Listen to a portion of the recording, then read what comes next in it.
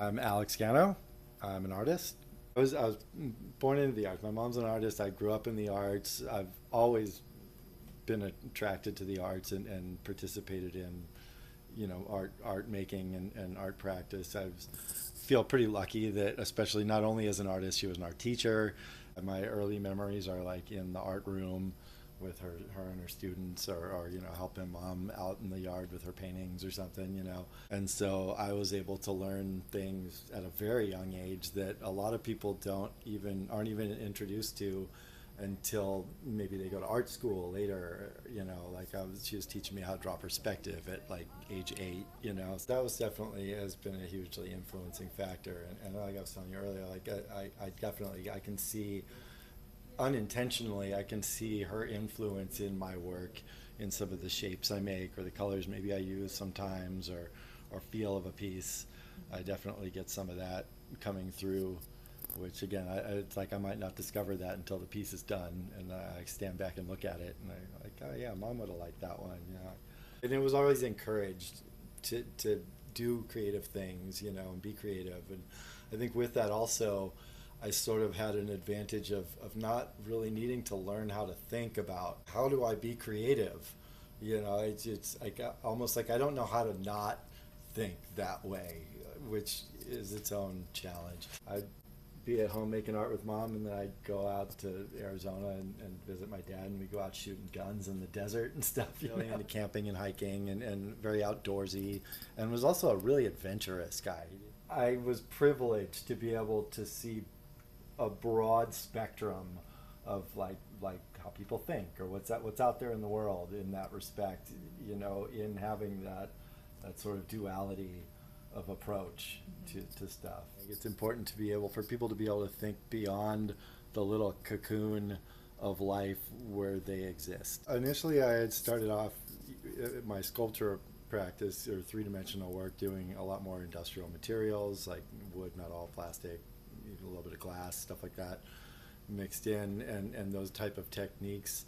A lot of that was inspired by the work I was doing in my job type of work. I work in museums and build exhibits, and so those are the types of materials I was using. About 6 years ago, I switched over to textiles for numerous reasons, not the least of which is just storage. Having pieces that weigh 80, 100 pounds or whatever versus something that's 10 pounds but has maybe twice as much mass, or just is a bigger, more impressive thing, but is easier to store. That was something that was definitely a big part of my transition into those materials.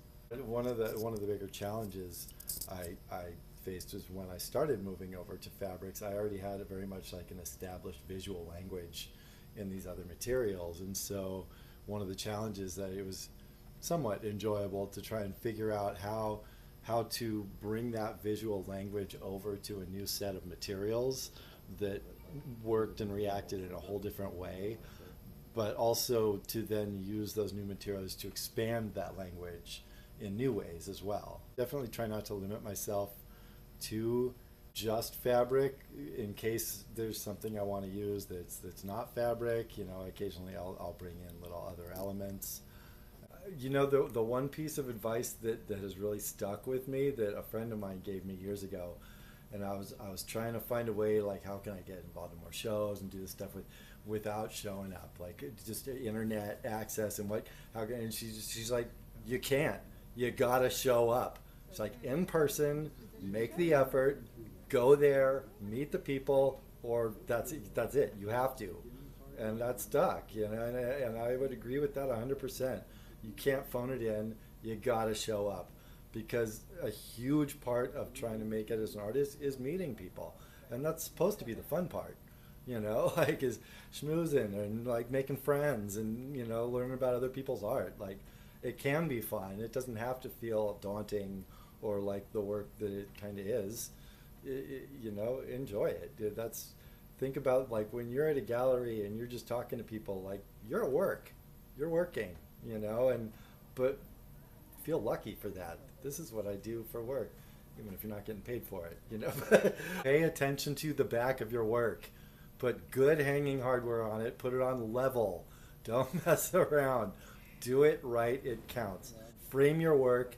A good frame can make or break a piece, and a bad frame can make or break a piece. Go the extra mile with the packaging, the finishing, how you're selling your work makes a massive difference to the quality of your piece. And you got to show up for yourself too, and that includes your art practice. It's not all about feeling inspired all the time. Sometimes it's, if you're serious about it, you'll do it when you're not, and that's really the big difference, is the artists that show up like, I'm not in the mood for this today, but it's my art practice time and I'm going to do it. And sometimes you have a shitty day, sometimes those days turn out to be the best, but show up. Can't get out of it. That's the only way. In person, show up.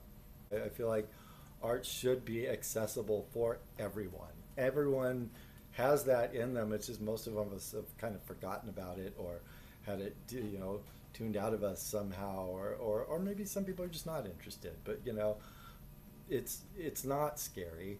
It's what we tell ourselves is scary, is makes it scary, but it's not. Art should be fun. But I'm a firm believer in, like, when you get to the top, reach your hand down and pull someone else up, and that absolutely 100% applies to the art world. If anywhere, like, more than other places.